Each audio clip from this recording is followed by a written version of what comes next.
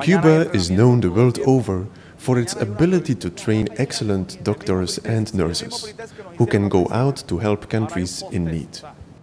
As of 22nd of October, a delegation of 53 Cuban health workers arrived in Liberia to help fight the Ebola outbreak. Once we hear about the situation of the spread of Ebola in these three countries of West Africa, so we decide to join the international effort to fight against Ebola. The Cuban team consists of nurses, doctors, epidemiologists, and intensive care specialists.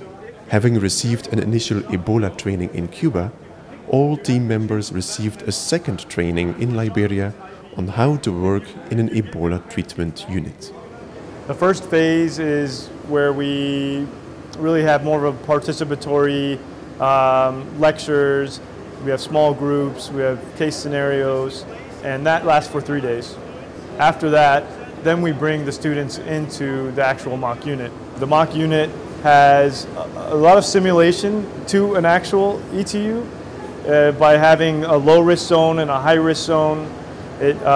Just behind me you can see sort of the screening area where patients are screened to determine whether they fall into the case definition.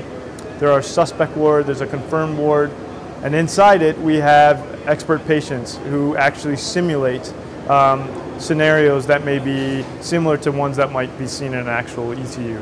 And we are here receiving training about the use of the protection equipment, PPE, personal protection equipment, about how to interview patients, how to do the screening in the Ebola treatment units, how to proceed in cases of patients severely ill. So it means that we will be able, by the end of this training, we will be able to deal with any condition that we can receive in those units.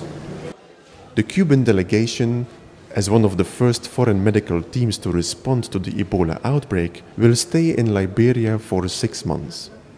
They will work in shifts in smaller teams, mainly in the newly opened Ebola treatment unit located at the former Ministry of Defense compound in Monrovia.